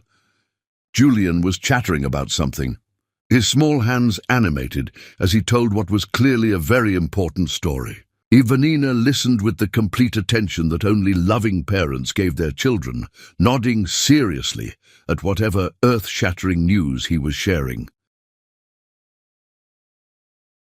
Ronnie followed them for 3 blocks, staying far enough back to avoid detection, but close enough to watch his son discover the world with the wonder that only children possessed. The boy was beautiful, brilliant, perfect, everything Ronnie had once dreamed a child of his might be, and he was a complete stranger.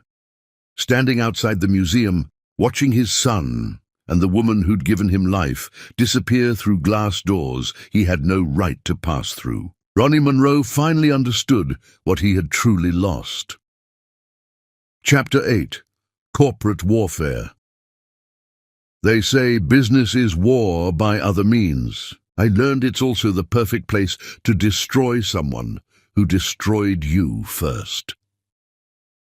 The Meridian Industries boardroom on the 42nd floor commanded a view of the entire city, its floor-to-ceiling windows designed to intimidate and inspire in equal measure.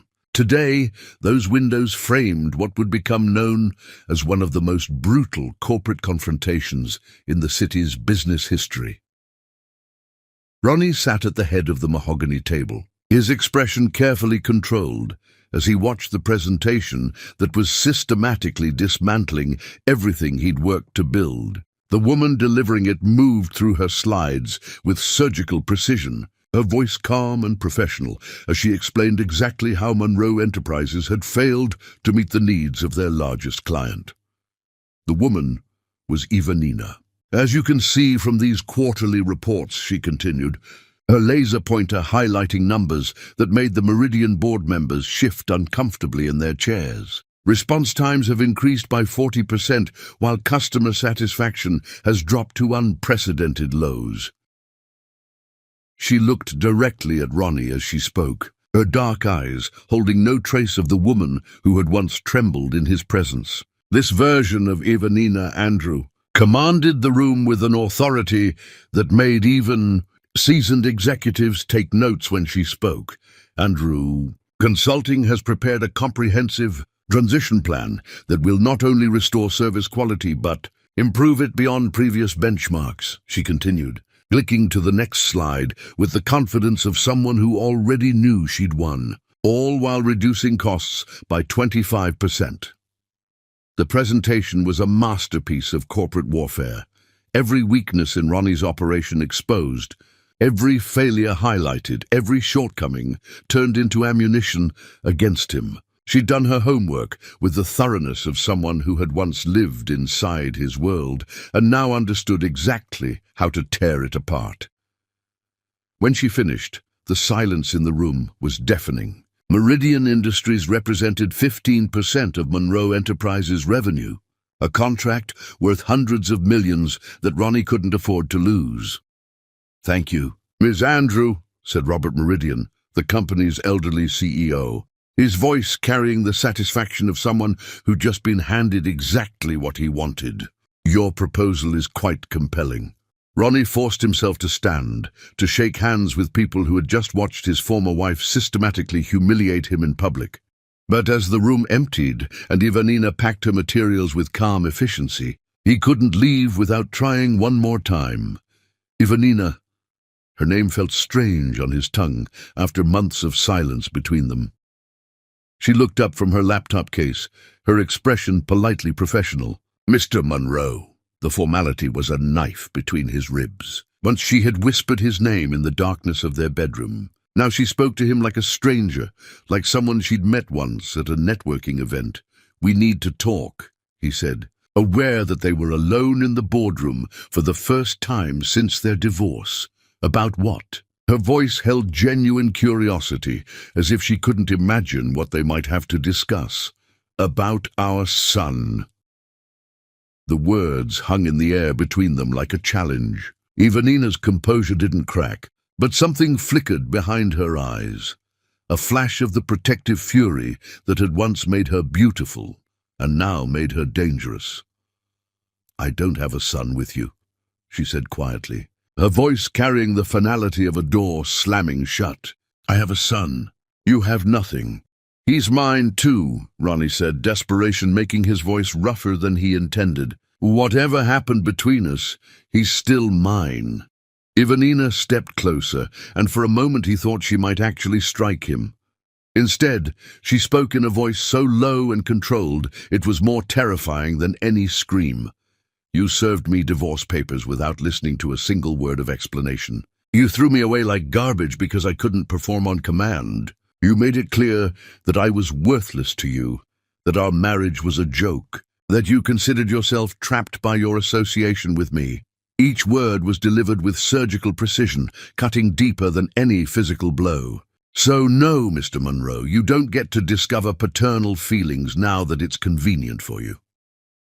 She picked up her laptop case and headed for the door, but Ronnie's voice stopped her.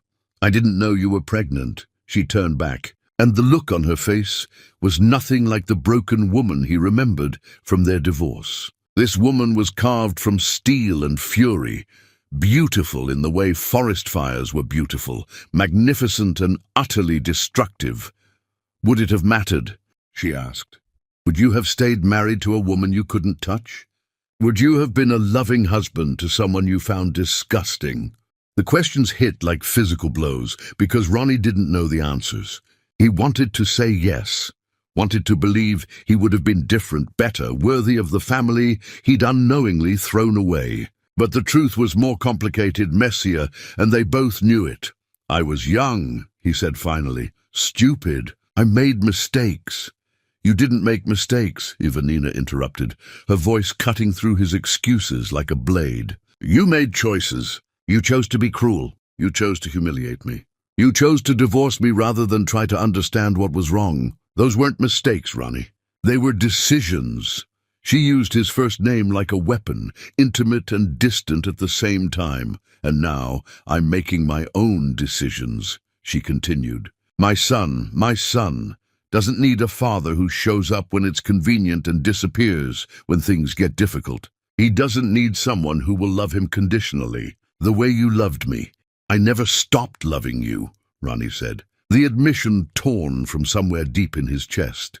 Ivanina's laugh was sharp as broken glass. "Love? You call what you did to me love? You fell in love with Gera Ambris before our marriage was 6 months old. You paraded her around like a prize while I was carrying your child and cleaning office buildings to survive." The accuracy of her accusations made him feel smaller than he'd felt since childhood. She knew about Gera, about the public humiliation, about everything that had happened after she'd left his life. Of course she knew. She'd been watching, learning, preparing for exactly this moment. "Gera doesn't matter," he said desperately. "She never mattered. It was always—" "Don't." Ivanina's voice was sharp enough to cut steel. "Don't you dare try to rewrite history now that you've discovered what you lost. Gera mattered enough for you to choose her over your wife. She mattered enough for you to humiliate me publicly. She matters enough that you're still with her now." "Actually," Ronnie said quietly, "she's gone. I ended things with her." For the first time, Ivanina looked genuinely surprised. "How convenient. Right around the time you discovered you had a son. What a coincidence." The sarcasm in her voice made it clear she didn't believe in coincidences. "It wasn't about Julian," Ronnie lied, then immediately corrected himself. "It wasn't only about Julian. Things with Gera were never what you had with me." Ivanina finished, her voice dangerously soft. "Never real? Never meaningful? How flattering. And how utterly irrelevant." She moved toward the door again, but this time Ronnie stepped into her path. "Please," he said. the word foreign in his mouth. Just let me see him. Let me talk to him. He's my son too. He's 4 years old, Ivanina said, her voice filled with the protective fury of a mother defending her young. He's never needed you before, and he doesn't need you now. He has a life, Ronnie. A good life. A stable life. He has people who love him unconditionally, who would never abandon him, who would never make him feel like a burden or a mistake. I would never— You would, she interrupted with absolute certainty, because that's who you are. You're a man who throws away what he doesn't understand and regrets it only when it's gone. You're someone who loves only when it's easy and walks away when things get complicated. She stepped closer, and her voice dropped to a whisper that somehow carried more weight than any shout. My son deserves better than that. He deserves better than you. This time, when she walked away, Ronnie didn't try to stop her. He stood alone in the boardroom, surrounded by the remnants of a business deal he'd just lost and the echoes of words that had cut him more deeply than any financial loss ever could. Through the floor-to-ceiling windows, he watched the city spread out below him, millions of people living their lives while his world crumbled around him. Somewhere out there, his son was having dinner or playing with toys or listening to bedtime stories from the woman who'd raised him alone. His phone buzzed with a text from his assistant. Meridian Industries has officially terminated their contract. They're going with Andrew Consulting. The message was followed immediately by another from an unknown number.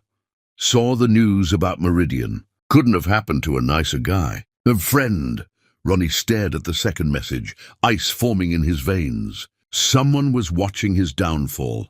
Someone who knew enough about his personal life to connect his business losses with his family situation. As he left the building that night, walking through shadows that seemed deeper than usual, Ronnie couldn't shake the feeling that losing Meridian Industries was just the beginning. Someone wanted to destroy him completely, and they were using his own mistakes as weapons against him. Chapter 9. The Reckoning. They say betrayal cuts deepest when it comes from someone you trusted. I learned it cuts deeper still when it comes from someone you never bothered to know at all. The first domino fell on a Tuesday morning when Ronnie's head of security knocked on his office door with the kind of expression that preceded very bad news. We have a problem, sir, David Chen said, his usually calm demeanor cracked with barely controlled urgency. A big one. Ronnie looked up from the quarterly reports that had been making increasingly grim reading. Since losing the Meridian contract to Ivanina's company, 3 other major clients had reassessed their needs and decided to take their business elsewhere. Each departure felt surgical, precise, as if someone with inside knowledge was systematically dismantling his empire piece by piece. What kind of problem? Ronnie asked, though he was beginning to suspect he already knew. David placed a tablet on Ronnie's desk, the screen showing email threads and document transfers that made Ronnie's blood turn to ice water. We've been monitoring unusual activity in our secure systems. Someone's been copying confidential files, client lists, strategic planning documents. The breach has been going on for months.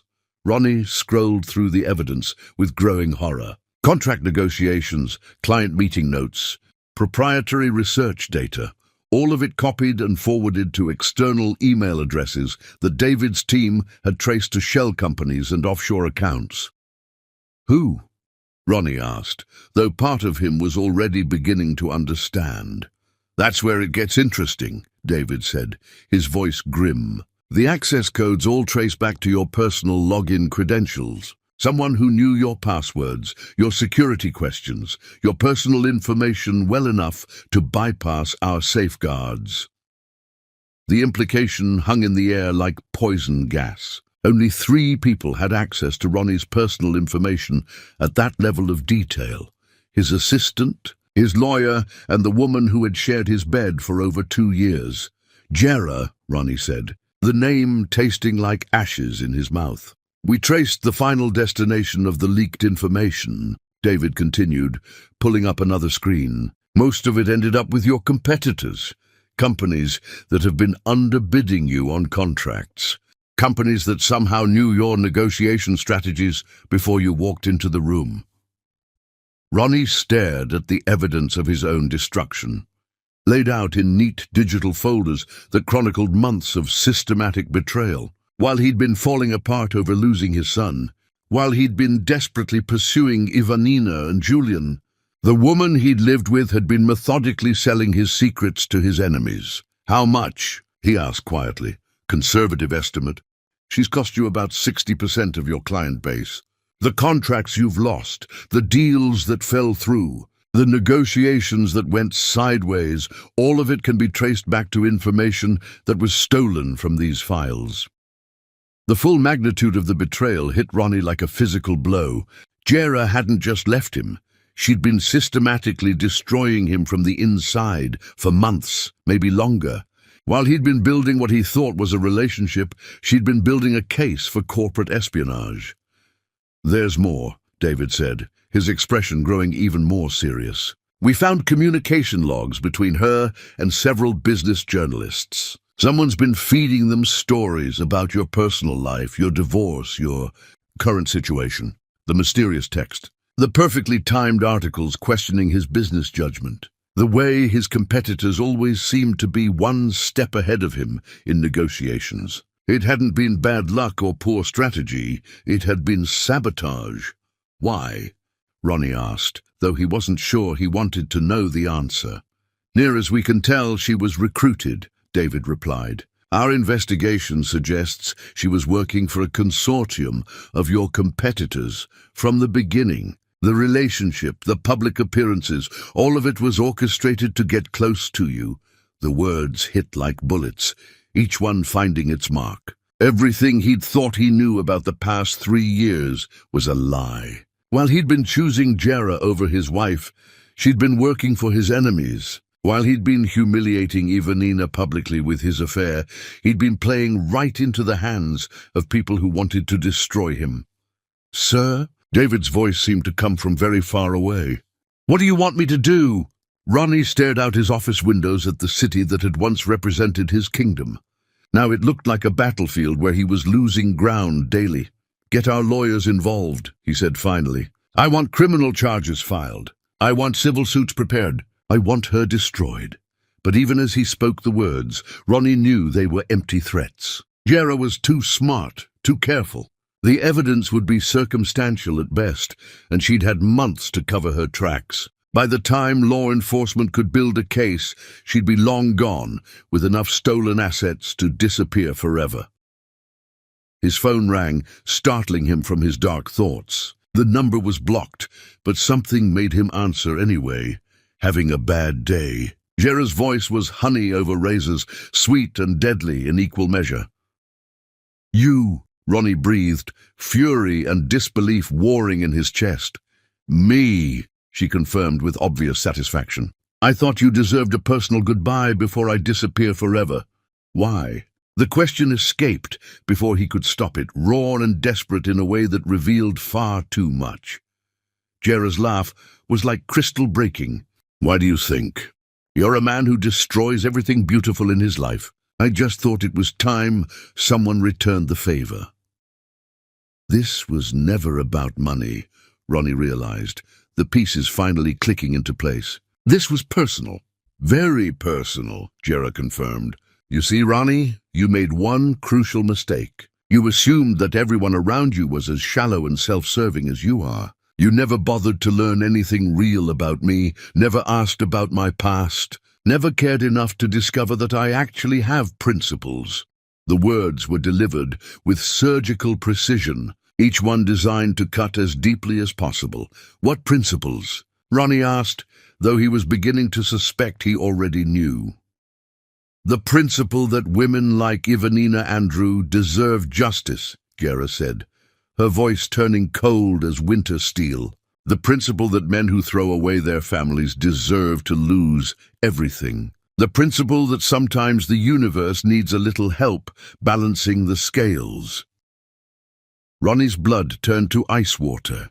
"You know about Julian. I've known about Julian longer than you have. Jera replied with obvious satisfaction. "I was there the night you called your mother, ranting about your marriage being a joke. I heard every word you said about your wife, every cruel observation about her failures as a woman." The memory hit Ronnie like a physical blow. That night after the charity gala, when he'd been drunk on champagne and frustration, when he'd called his mother to complain about his life. Jera had been in his bed, pretending to sleep while he destroyed his marriage with careless words. "I started investigating that night," Jera continued. "It took months to find her, but when I did, I learned some very interesting things, like the fact that she was pregnant when you divorced her. Like the fact that she'd tried to tell you about her medical condition and you'd refused to listen. Like the fact that she was working 3 jobs to survive while you were spending her child support money on jewelry for your new girlfriend." Each revelation was a knife between his ribs. Jera had known everything about the pregnancy, about Ivanina's struggles, about his own oblivious cruelty, and she'd used that knowledge to systematically destroy him. "You could have told me," Ronnie said desperately. "You could have made me understand, could I?" Jera's voice was sharp as breaking glass. "Would you have listened? Would you have cared? Or would you have found some way to make it Ivanina's fault for not telling you sooner?" The questions hung in the air like accusations, because they were true. Even now, knowing everything he knew, Ronnie wasn't sure he would have been the man Ivanina and Julian deserved. "This was justice," Jera continued, her voice carrying the satisfaction of someone who'd completed a long and difficult task. "You destroyed a woman who loved you, abandoned a child who could have been yours to raise, and threw away a family that would have been the best thing in your empty life. So I decided to give you exactly what you gave them, nothing." The line went dead, leaving Ronnie alone with the ruins of his empire and the magnitude of his own failures. In the silence that followed, he finally understood what Ivanina had been trying to tell him. This wasn't about business or money or even revenge. This was about consequences, the inevitable result of choices he'd made when he thought actions didn't have prices. He'd thrown away love for lust, family for fantasy, reality for a beautiful lie. And now the bill had come due in ways he'd never imagined possible. Standing in his office, surrounded by the wreckage of everything he'd built, Ronnie Monroe finally understood that some mistakes can't be undone. They can only be survived. Chapter 10. The Price of Redemption. Some bridges can be rebuilt. Others can only be crossed once you've learned to walk on the wreckage of who you used to be. The bankruptcy papers were filed on a grey November morning, the legal documents marking the official end of the Monroe Empire with the same cold efficiency that had once built it. Ronnie sat in his lawyer's office, signing away decades of work with the detached precision of a surgeon amputating a diseased limb. "You could fight this," his attorney said for the 10th time, his voice carrying the frustration of someone watching a client surrender without a battle. "The criminal charges against Miss Ambrose won't stick, she was too careful, but the civil suits might recover some assets." "No," Ronnie replied, his voice flat as winter stone. "Let it go." The truth was that fighting would require an energy he no longer possessed. The revelation of Jera's betrayal had broken something inside him that money couldn't repair and lawyers couldn't rebuild. He'd spent 3 years building a relationship with a woman who'd been systematically destroying him from the inside, choosing her over his wife while she sold his secrets to his enemies. The irony wasn't lost on him that his empire had fallen the same way his marriage had, through his own arrogance, his own blindness, his own inability to see what was right in front of him. When the paperwork was complete, Ronnie walked out of the law office into a world that no longer recognized him as someone important. The paparazzi, who had once followed his every move, had moved on to newer, more successful targets. The business magazines that had featured him on covers now ran articles about his downfall, with the casual cruelty of vultures picking over bones. He was 42 years old, virtually bankrupt and completely alone. The small apartment he'd rented in a middle-class neighborhood was a universe away from the penthouse that had once represented his success. 2 bedrooms, 1 bathroom, cheap furniture that creaked when he moved. It was the kind of place he'd once driven past without seeing. The kind of life he'd once assumed he was too important to ever experience. But it was clean, it was his, and it was honest in a way his previous life had never been. The letter from Ivanina arrived 3 days after his bankruptcy became public knowledge. Her handwriting was different than he remembered, stronger, more confident. The script of someone who no longer second-guessed every word she put on paper. Ronnie, I've been watching the news about your business troubles. I won't pretend to be sorry about what happened with Jera. You made your choices, and consequences have a way of finding us all. But Julian has been asking questions about fathers lately. His friends at school talk about their dads, and he's starting to wonder why he doesn't have one. I've told him that his father wasn't ready to be a parent, but that might change someday. If you want to meet your son, we can arrange something. But understand this clearly. It will be on my terms, at my pace, and only if you can prove that you're capable of putting his needs before your own wants. You threw away your chance to be a husband. Don't throw away your chance to be a father. Ivanina. Ronnie read the letter 17 times before the words stopped blurring together. She was offering him something he'd thought lost forever. Not forgiveness, not reconciliation, but the possibility of knowing his son. It was more mercy than he deserved, and less hope than he wanted. But it was a beginning. He wrote his response on paper from a legal pad, his handwriting uncertain after years of typing everything on keyboards and tablets. Ivanina, thank you for giving me this chance. I know I don't deserve it, and I know I've given you every reason to keep Julian away from me forever. I want to meet my son, but I also want to do it right. Whatever that means, whatever it takes, I'm willing to learn. You're his mother, and you know what's best for him. I'll follow your lead. Tell me what I need to do. Ronnie.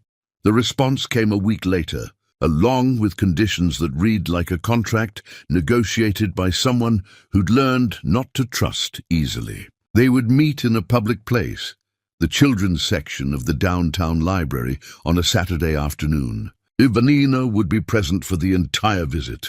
Julian would not be told who Ronnie was until Ivanina decided he was ready. If Julian seemed uncomfortable or upset, the visit would end immediately. Future meetings would depend entirely on how this first one went.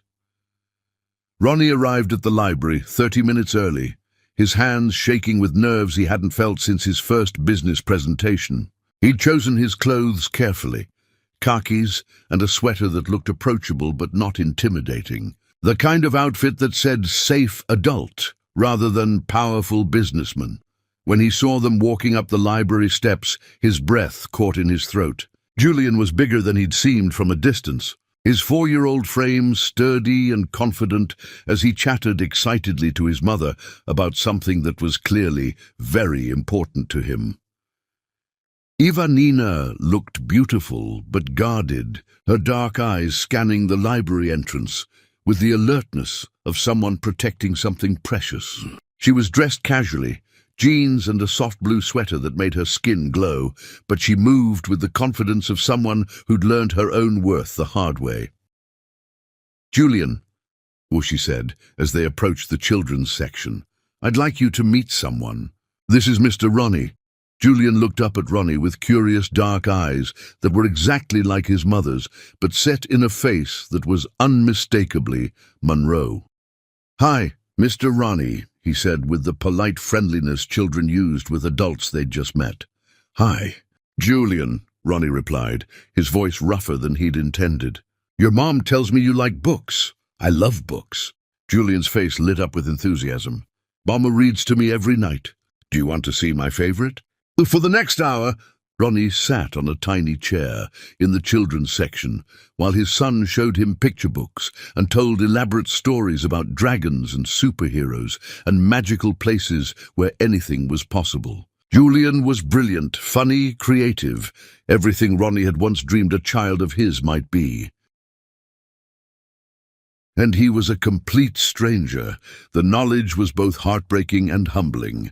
This beautiful, perfect child had lived his entire life without a father, had taken his first steps and spoken his first words, and learned to ride a bike without Ronnie even knowing he existed. Evanina had done it all alone, had raised this amazing little person while working to rebuild her own life from nothing.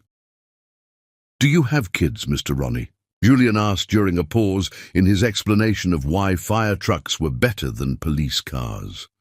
Ronnie's throat closed up completely. He looked at Evanina, who was watching the interaction with the intensity of a bodyguard protecting a head of state.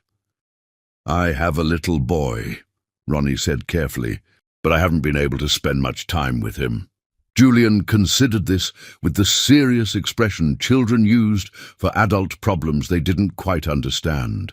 "That's sad," he said finally. "Little boys need their daddies." The words hit Ronnie like a physical blow, not because they were cruel, but because they were completely innocent.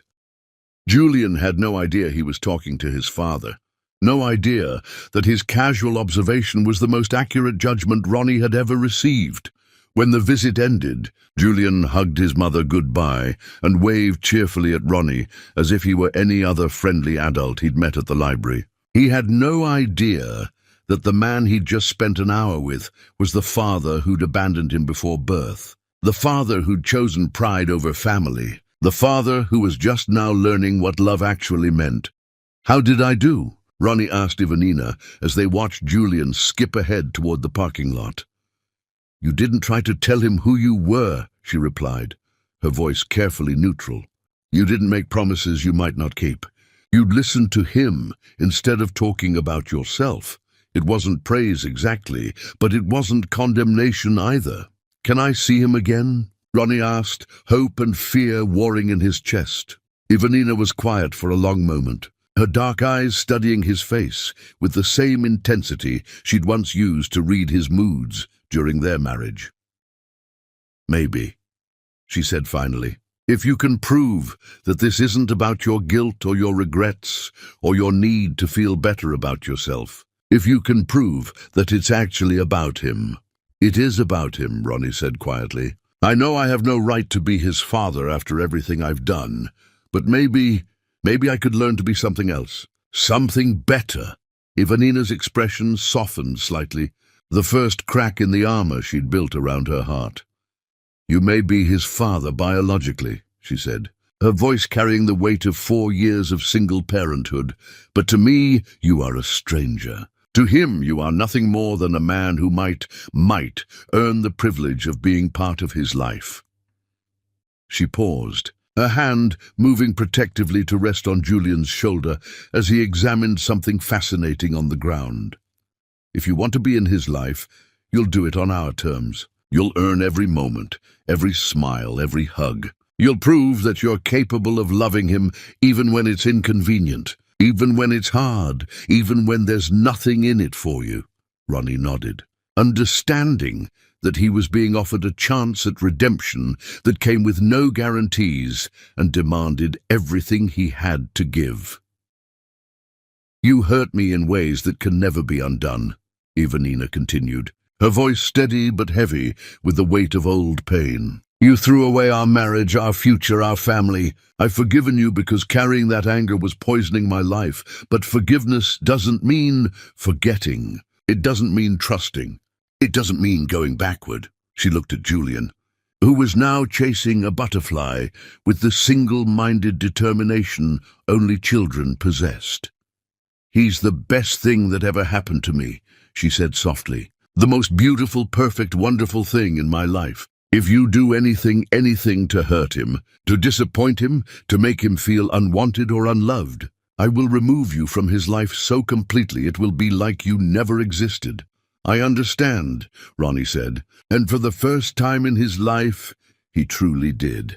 As they walked toward their separate cars, Julian running ahead with boundless 4-year-old energy, Ronnie realized that this was what redemption looked like. Not dramatic gestures or grand apologies, but small moments earned through consistent actions. Not forgiveness freely given, but trust slowly rebuilt through daily proof of worthiness.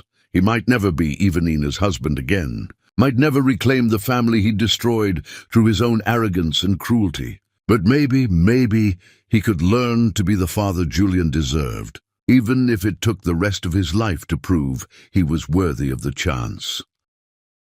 Watching his son chase butterflies in a library parking lot, Ronnie Munro finally understood that some prizes aren't won. They're earned, one day at a time, through the simple act of showing up and choosing love over pride.